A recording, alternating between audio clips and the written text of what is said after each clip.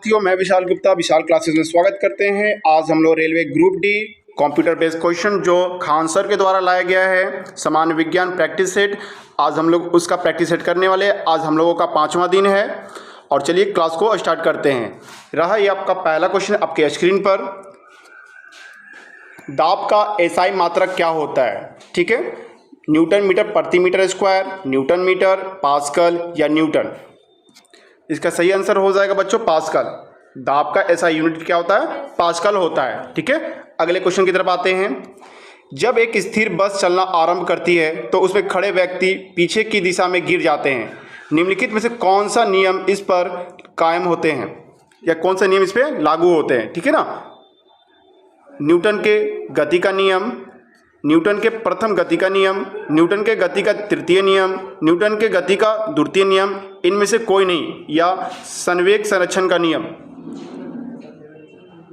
हाँ, इनका बिल्कुल सही आंसर हो जाएगा न्यूटन के प्रथम का नियम। इसी नियम को हम लोग क्या कहते हैं? जड़त्व का नियम कहते हैं, लॉ ऑफ इनर्शिया भी कहा जाता है। इसमें क्या होता है बच्चों, अगर कोई चीज़ गतिज में है तो गति में ही रहना पसंद करती है, अगर कोई रेस्ट में है तो क्या करना चाहती है? रेस्ट में ही रहना पसंद है। इसी को लॉ ऑफ इनर्शिया यानी जड़त्व का नियम कहते हैं या न्यूटन का फर्स्ट लॉ कहते हैं। ठीक है ना, अगले क्वेश्चन पे आते हैं। अगला क्वेश्चन लिखा है, यदि कार्य का मान धनात्मक हो, अगर कोई कार्य है, ठीक है ना, कोई वर्क है, वो भी कैसा है? धनात्मक है, तो जिस निकाय पे कार्य हो रहा है, ठीक ना, जिस निकाय पे क्या हो रहा है? कार्य हो रहा है, तो उस कंडीशन में क्या होगा? ऑप्शन नंबर 1, उसकी ऊर्जा ह्रास होगी यानी कि ऊर्जा लॉस होगा, उसका मान शून्य होगा, वह नियत रहेगा, ऊर्जा की वृद्धि होगी। अगर धनात्मक है बच्चों, ठीक है ना, अगर धनात्मक बोला है, कार्य कैसा है? धनात्मक हो और कार्य का निकाय पूछता है तो उसमें ऊर्जा की क्या हो जाती है? वृद्धि हो जाती है, यानी कि उसकी ऊर्जा में क्या हो जाएगी? वृद्धि हो जाएगी। ठीक है, अगले क्वेश्चन की तरफ आते हैं हम लोग। अगला क्वेश्चन लिखा हुआ है, जब दो विभिन्न ताप वाली वस्तुओं को आपस में मिला जाता है तो मिश्रण ताप। देखिए दो, मान लीजिए कि एक गोल्ड है और दूसरा मान लीजिए सिल्वर है। ये गोल्ड का जो मेल्टिंग पॉइंट होगा, ठीक है ना, वो कुछ और हो जाएगा, सिल्वर का कुछ और हो जाएगा। तो इस कंडीशन में पूछ रहा है तो मिश्रण का ताप कितना होगा? अगर उसको मिश्रण को गलाना होगा तो उसका क्या हो जाएगा? तो ऑप्शन 1 पढ़ेंगे हम लोग, अधिक ताप वाली वस्तु के ताप से अधिक होगी। ठीक है ना, ये बिल्कुल गलत हो जाएगा बच्चों। ठीक है, अधिक ताप वाली वस्तु के ताप के कम लेकिन ताप वाली वस्तु से अधिक होगी। हाँ, ये बिल्कुल सही हो जाएगा बच्चों। ठीक है ना, इस पर ध्यान दें, इस तरह का क्वेश्चन इस बार आने वाले चांस से लग रहे हैं इस तरह का क्वेश्चन को। ठीक है, अगले क्वेश्चन की तरफ आएंगे हम लोग। जब कोई वस्तु उत्तल लेंस के रिक्त स्थान पर हो तो प्रतिबिंब आवर्तित, आभासी और सीधा होगा, यानी कि आभासी और सीधा होगा। तो किस कंडीशन में होगा? कहाँ वस्तु को रखेंगे? लेंस में वस्तु कहाँ रखें? तो ये बोला, कौन सा लेंस बोला है आपको? जो लेंस बोला है बच्चों, ठीक है ना, ये अवतल बोला है, ठीक है ना, सॉरी उत्तल बोला, उत्तल लेंस। उत्तल लेंस ऐसा लेंस होगा, उत्तल लेंस। तो इसको कहाँ रखेंगे आप? ठीक है ना, तो इसको जो है इसको आप रखेंगे, देखिए यहाँ F1 हो जाएगा, ये आपका F2 इधर हो जाएगा, ठीक है ना, और यहाँ आपका ऑप्टिकल सेंटर, इसको सेंटर होगा। तो इस वस्तु कहाँ रखेंगे? F1 के बीच में रखेंगे, तभी कैसा होगा? आवर्धित बनेगा और आभासी और सीधा बनेगा। ठीक है ना, तो इसलिए ऑप्शन आपका कौन सा सही हो जाएगा बच्चों? तो आपका सही ऑप्शन हो जाएगा, आपका सही ऑप्शन होगा ए ऑप्शन, यानी कि F1 और O के मध्य में रखेंगे। ठीक है, अगले क्वेश्चन पे आएंगे। एक विशिष्ट पर किसी एक माह में ऊर्जा खपत 9 × 10⁸ जूल है, तो इसकी इकाइयों में इसकी ऊर्जा कितनी होती है? देखिए बच्चों, इकाई का मतलब यूनिट, हम लोग जो घर में बिजली इस्तेमाल करते हैं उसको यूनिट में आता है भी। तो आपको याद होना चाहिए बच्चों कि एक यूनिट बराबर 3 × 6 × 10⁶ जूल होता है। ठीक है ना, इतना जूल होता है। तो आपसे जो क्वेश्चन पूछा है बच्चों कि आपने एक महीना में कितना खपत किया है? एक मंथ में इसने खपत किया है 9 × 10⁸ जूल खपत हुआ है। तो बताइए कि ये जो एक मंथ में कितना करेगा? तो आप क्या करेंगे? देखिए एक यूनिट में कितना होता है? 3.6 होता है। तो क्या करें? 3.6 को इससे डिवाइड कर दिए। इसकी में देखिए यहाँ पे 10 बार, इसको बढ़िया से बना के दिखाते हैं आपको। ठीक है ना, ये क्वेश्चन आपको न्यूमेरिकल टाइप क्वेश्चन है, देखिए कैसे इसको बनाएंगे। देखिए 9 × 10⁸ जूल है आपका, ठीक है ना। ए खपत हुआ है एक माह में, ठीक है ना। और जबकि हम लोग यूनिट हम लोग जानते क्या चाहिए कि एक यूनिट बराबर क्या होता है 3.6 इंटू 10⁶ जूल होता है। बस इसको इसे क्या करिएगा डिवाइड कर दीजिएगा तो आपका आंसर आ जाएगा कितना 250 यूनिट। 250 यूनिट क्या हो जाएगा आपका आंसर हो जाएगा। ऑप्शन देखेंगे कौन सा होगा, इसको क्या कर देंगे डिवाइड कर देंगे इसे, ठीक है ना। तो डिवाइड करेंगे बच्चों, ठीक है ना। सबसे पहले यहाँ देखिए पावर 8 है, अब यहाँ पावर 10 है, ठीक है ना। तो 2 पावर क्या होगा उससे माइनस हो जाएगा तो 900 हो जाएगा। 900 को तो आप क्या करेंगे 3.6 से डिवाइड करेंगे तब आपका आएगा 250 यूनिट आ जाएगा, ठीक है ना। ऑप्शन नंबर यहाँ पे बी क्या हो जाएगा करेक्ट हो जाएगा, ठीक है। चलिए अगले क्वेश्चन पे आइए। लिखा हुआ है एक ध्वनि तरंग की गति 340 मीटर पर सेकंड है। यदि एक ध्वनि की गति 340 मीटर पर सेकंड, इसका तरंग धर, ठीक ना, इसका तरंग धर 2 सेंटीमीटर का, देखिए एक जो है गति का जो साउंड जो दिया हुआ है बच्चों, ठीक है 340 मीटर पर सेकंड का, और इसका जो तरंगधर दिया लेमडा जो दे रखा है, ठीक ना, लेमडा जो दे रखा है ओके 2 सेंटीमीटर दिया हुआ है। तो सबसे पहले देखिए बच्चों कि जो इसकी स्पीड दिया मीटर पर सेकंड है, मीटर पर सेकंड को पहले चेंज करना पड़ेगा किसमें आपको मीटर पर सेकंड को चेंज करना पड़ेगा सेंटीमीटर पर सेकंड में चेंज करना पड़ेगा, और उसके बाद जो तरंगधर जितना दे उसे डिवाइड कर देना होगा आपको। तो चलिए इसको कर लेते हैं हम लोग। तो देखेंगे यहाँ पास कि यहाँ लिखा 340 मीटर पर सेकेंड है, 340 मीटर पर, इसको चेंज करेंगे हम लोग सेंटीमीटर में तो क्या होगा 100 से मल्टीप्लाई करना होगा तो कितना हो जाएगा 00 बढ़ जाएगा तो क्या हो जाएगा सेंटीमीटर पर सेकंड हो जाएगा, ठीक है ना। और इसको कितना 2 सेंटीमीटर दिया है ना, 2 से क्या करें डिवाइड कर दिए, 2 से जिसे डिवाइड करके कितना आ जाएगा आपका 17,000 हर्ट्ज आ जाएगा। इसका ऐसा यूनिट क्या होता है, ठीक है ना। हमेशा याद रखिए कि ध्वनि का जो आवृत्ति होता है, आवृत्ति का ऐसा यूनिट हर्ट्ज होता है। यहाँ पे याद रखिए ऑप्शन नंबर यहाँ क्या हो जाएगा आपका ए सही हो जाएगा, ठीक है ना। फ्रीक्वेंसी का ऐसा यूनिट क्या होता है हर्ट्ज होता है, ठीक है ना, याद रखेंगे, ठीक है। अगले क्वेश्चन के पे आते हैं। अगला क्वेश्चन लिखा है बच्चों यदि क्रिप्टॉन की परमाणु संख्या 36 है, बात तो बिल्कुल सही है कि क्रिप्टॉन की परमाणु संख्या कितना है 36 है, तो इसका इलेक्ट्रॉनिक विन्यास कितना होगा। तो देखिए बच्चों इलेक्ट्रॉनिक विन्यास पहला ऑर्बिट कितना रखेगा, पहला ऑर्बिट 2 रखेगा, दूसरा ऑर्बिट कितना रखेगा, दूसरा ऑर्बिट 8 रखेगा, तीसरा ऑर्बिट कितना रखेगा, तीसरा ऑर्बिट 18 रखेगा, ठीक है ना, तीसरा ऑर्बिट 18 रखेगा। तो चौथा ऑर्बिट कितना बचेगा सबको जोड़ के देख लीजिए 2 8 18 सॉरी 2 8 10 10 8 18 28 हो जाएगा, 28 और 36 है ना, तो 8 लास्ट ऑर्बिट में कितना हो जाएगा, ठीक है, तो लास्ट ऑप्शन में 8 हो जाएगा। तो ऑप्शन यहाँ मिलाएंगे कौन सा ऑप्शन में आपको बैठा हुआ है 2 8 18 8 किस में बैठ रहा है, वही आपका ऑप्शन सही हो जाएगा, ये इलेक्ट्रॉनिक बैलेंस हो जाएगा आपका। तो देखेंगे ऑप्शन नंबर बी क्या हो रहा है करेक्ट बैठ रहा है आपको, ठीक है।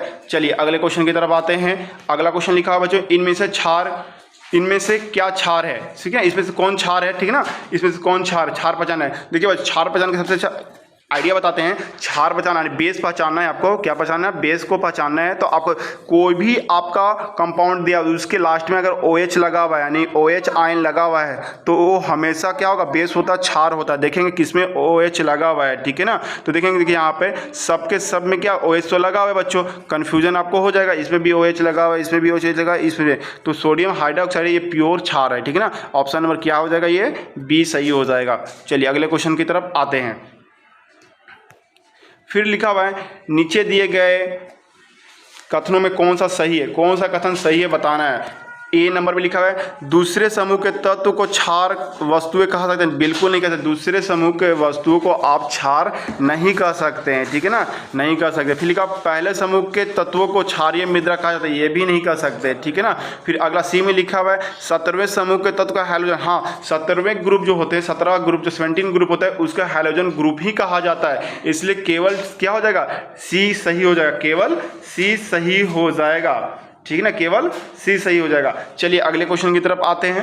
अगला क्वेश्चन लिखा हुआ है रिक्त स्थान वह प्रक्रिया जिसमें अम्ल और क्षार मिलकर लवण और जल का निर्माण करते हैं उसे क्या कहेंगे। देखिए अम्ल और क्षार जब आपस में अभिक्रिया करते हैं लवण और जल बनाते हैं तो उसको उदासीनीकरण अभिक्रिया कहते हैं, क्या कहते हैं उदासीनीकरण अभिक्रिया कहते हैं, ठीक है ना। तो ऑप्शन नंबर ए क्या हो जाएगा सही हो जाएगा, ठीक है ना। अगर वीडियो अच्छा लगता है लाइक सब्सक्राइब करते रहेंगे, ठीक है। आगे बढ़ते क्वेश्चन को हम लोग। क्वेश्चन नंबर 12 देखिए कांसा रिक्त स्थान की मिश्र धातु है, ठीक है ना। तो कांसा जो है किस चीज़ से मिलकर बना होता है, जिंक और आयरन नहीं, जिंक और आयरन से मिलकर नहीं बना होता है, तांबा टिन, हाँ बिल्कुल तांबा और टिन से मिलकर बना हुआ होता है। चलिए अगले क्वेश्चन की तरफ आते हैं, आंसर हमारा मिल गया बी। चलिए अगले क्वेश्चन पे आते हैं। ठीक है असंतृप्त हाइड्रोकार्बन असंतृप्त हाइड्रोकार्बन जिसमें एक या एक से अधिक द्विबंधन होते हैं उन्हें कहते हैं। देखो तो द्विबंधन होते बच्चों, बस इसी से पहचाना है, एकल बंधन, द्विबंधन और त्रिबंधन होते हैं, ठीक है ना। तो द्विबंधन जो है उसको एल्कीन को कहते हैं। किसको कहते हैं? एल्कीन को कहते हैं, ठीक है। इसको आप द्विबंधन से याद रखें, एल्कीन, ठीक है। अगले पे आते हैं 14 नंबर क्वेश्चन। निम्नलिखित मानव निर्मित रेशे में कौन सा कृत्रिम रेशम कहलाता है? देखिए मानव निर्मित को ही हम लोग क्या कहते हैं? कृत्रिम बोलते हैं, उसी को आर्टिफिशियल कहा जाता है। तो आर्टिफिशियल धागा किससे होता है?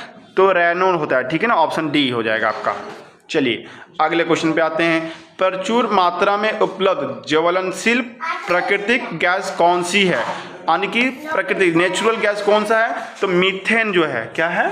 मीथेन है, ठीक है ना, प्राकृतिक गैस है। अगले क्वेश्चन पे आते हैं हम लोग। अब जीवाणु की खोज किसने की थी? जीवाणु की खोज किसने की थी? ऑप्शन नंबर ए, हाँ ऑप्शन नंबर ए ही सही हो जाएगा, एंटोनी ऑन ने किया था, ठीक है ना। ऑप्शन ए क्या हो जाएगा? बिल्कुल सही हो जाएगा। चलिए अगले क्वेश्चन की तरफ आते हैं। मानव शरीर की त्वचा का सबसे बाहरी परत क्या कहलाती है? स्किन का सबसे आउटर लेयर जो होता है उसे क्या कहते हैं? तो उसको एपिडर्मिस कहते हैं। उसको क्या कहते हैं? एपिडर्मिस का। देखेंगे ऑप्शन ए में नहीं है, बी भी नहीं, सी पे एपिडर्मिस है, ठीक है ना, एपिडर्मिस हो जाएगा। अगला क्वेश्चन लिखा हुआ है, एक मानव जीभ में औसतन कितनी स्वाद कालिकाएं होती है? यानी कि जो हम लोग का मानव जीभ होता है, जीभ में जो होता है स्वाद का जो टेस्टिंग पता करने के कितने उसमें कोशिकाएं होती हैं वो बताना है। तो इसमें बाबू की देखो कितने क्वेश्चन हो जाएंगे आपका, ठीक है ना।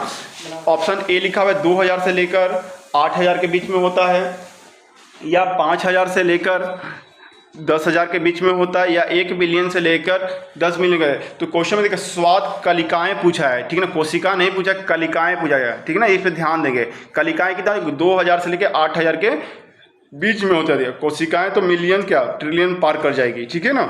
चलिए इसके बाद आते हैं। लिखा हुआ है निम्नलिखित में से युग्म में कौन सा सही सुमेलित नहीं है? देखिए ध्यान देगा, नहीं है, सुमेलित नहीं है पूछा है। देखिए विटामिन ए, हाँ विटामिन ए की जो खोज की थे मैकमूलन ने किए थे, ठीक है ना। मैकुलन ने किए थे, ठीक है ना। विटामिन ए की खोज मैकुलन कब किए थे? क्वेश्चन आ सकता है। तो 1912 में किए थे। मैकुलन ने विटामिन की खोज कब किए थे? तो 1912 में किए थे। विटामिन बी का मैकुलन नहीं किए थे, कब किए थे? 1915 में किए थे, ठीक है ना, 1915 में किए थे। विटामिन सी का खोज किए थे, हाँ जेम्स लीड ने किए थे, ठीक है ना, जेम्स लीड ने किए थे, ठीक है ना। विटामिन सी का खोज किसने किए थे?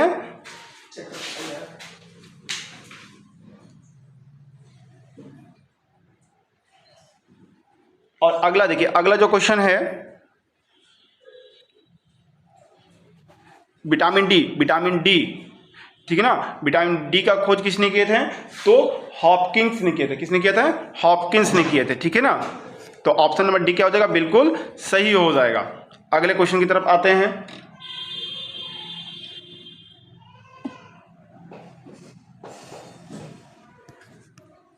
अगला निम्नलिखित का मिलान करें, निम्नलिखित का मिलान करें। तो देखिए मोतियाबिंद आँख से होता है, ठीक है ना। पीलिया, ठीक है ना, जॉन्डिस लीवर से होता है। मधुमेह पेंक्रियास से होता है। प्रजनन के लिए फूलों में आवश्यक अंग क्या होती है?